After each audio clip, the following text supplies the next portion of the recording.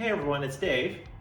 I'm here with my 2019 Honda CR-V. Maintenance code 9 has come up, which is to service the brakes. I took care of the front brakes on a separate video. You can check that out. And today I'm going to service the rear brakes. You're watching Dave's Auto DIY.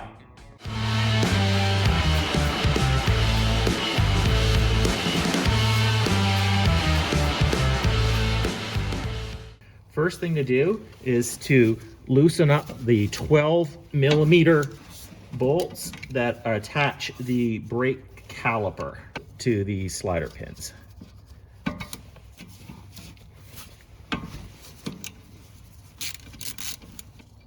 We'll set those to the side. Now with that off and the parking brake nut on, you can just slide off the caliper. There. Twisted it so that it is resting here, not pulling on the hoses, and I can get at the parking brake, which I'm going to have to remove. While we're here, we can just remove the old brake pads, and they just slide right out. So the old brake pads still have almost 7mm on them, which is not bad.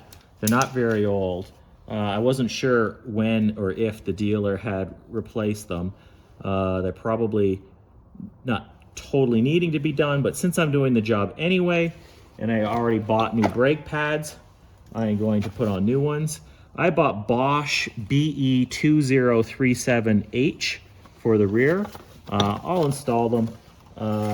Doesn't make sense to do this job twice.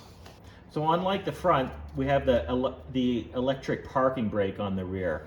I tried to use my OBD2 code reader to put it into maintenance mode to retract the parking brake. My code reader wouldn't do that. So the other way is you have to use an Allen key. What am I using? I'm using a 3/16 here, and remove these two bolts that attach the electric parking brake to the back of the caliper. One on either side.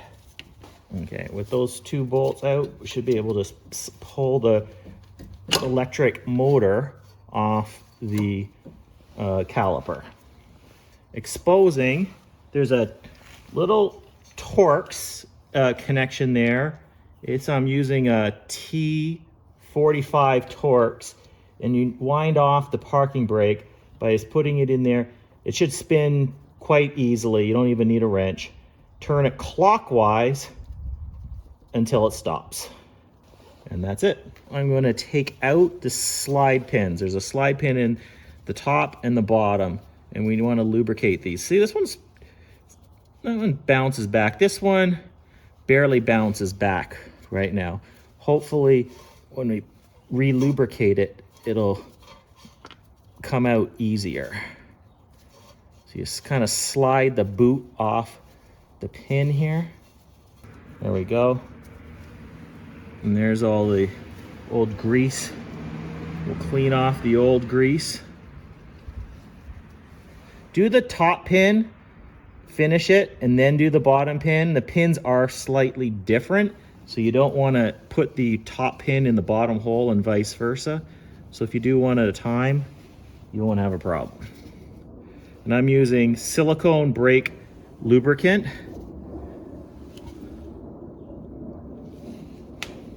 Put plenty on the slide pin. I don't put it on the very end so that it doesn't have a chance to plug up the bottom of the hole and prevent it from going all the way in. There we go. And we'll do the exact same with the bottom. You see the bottom one has this black gasket piece at the bottom, and that's why we want to make sure it goes in the bottom hole. There we go. Next, I'm going to take off this caliper bracket. There's two 17mm bolts on the back of it here, and they will be on there tight. So let's see if we can get those off. Okay, that one got loose. Loosen up the bottom one.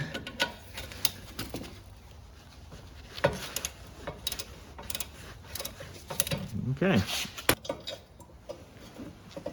Get those bolts out, you can just pull off the caliper bracket. Okay. With that off, you can remove these clips from either side that the brake pads slide in, because the new brakes come with new ones. I'll take my wire brush and just clean up where those clips sit a little bit and add a bit of lubricant there and smear it around a little bit just so they don't have so there's less chance that they're going to squeak on me. Then you can just take your new clips that come with the brakes and they just sort of snap into place, one on either side, and the caliper bracket is ready to go back on. I don't have new rotors. These ones are not warped. There was no pulsing on them before, and I don't see any grooves, so I'm just going to be reusing the rotors. If you have new rotors, there's a screw. Oh, there it is right there. You'd have to remove this screw, and then the rotor could come off. You could slide your new rotor on, put that screw back in before reattaching your caliper bracket. I'm not doing that, so let's just put that caliper bracket back on. Just get it started there by hand. Now my torque wrench wouldn't fit on there unless I put a wobble on. This is again a 17 millimeter, and I'm torquing these two to 80 foot-pounds. Now we have to compress the piston, the brake piston, back in so that it will slide over the new pads, which are a little thicker than the old pads. So I've got this tool that you slide in, and you can use it as like a ratchet to push apart these two metal plates, and it compresses in the piston. It works. It's a little bit finicky. And you can see it did work to push in the piston. There are other simpler tools that you can just borrow from auto parts stores, or you can buy that help push in the piston by having some resistance against the outer part of the caliper.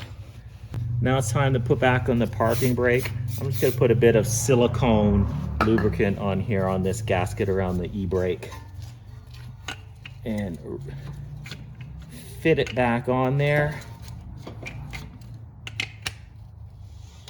There it is. The little bolts had a little bit of blue thread locker on them when I took them off, which is like the medium strength thread locker. So I will put a little bit of the blue thread locker on as well.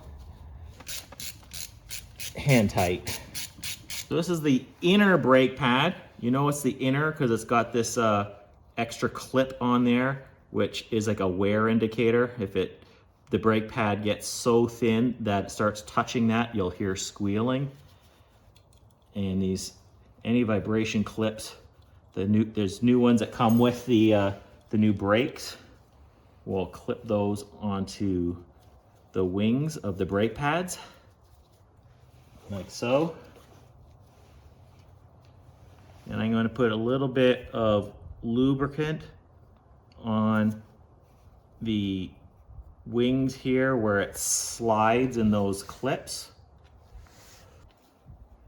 Being careful not to get it on the pads, the braking pad surface itself, and on the back plate where the piston will hit it.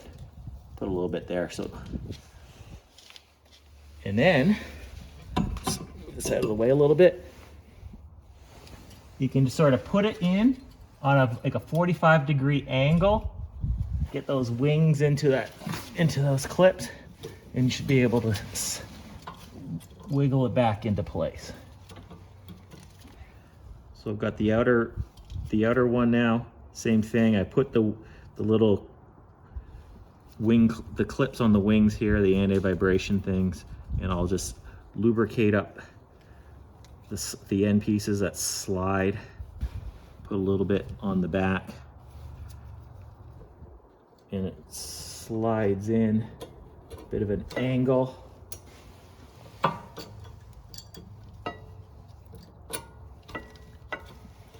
And there you go. There's the outer pad, and these clips help spring it back out. So now it's time to fit the caliper back over the new pads. Now you can see why we needed to press in that piston so it'll slide properly over the new pads. Might have to squeeze the pad in a little bit to get the caliper on. There we go. I'm gonna put a little bit of blue Loctite on these ones as well.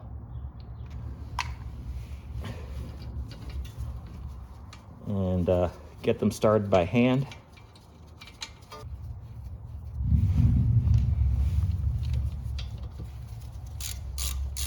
Let's get these hand tight.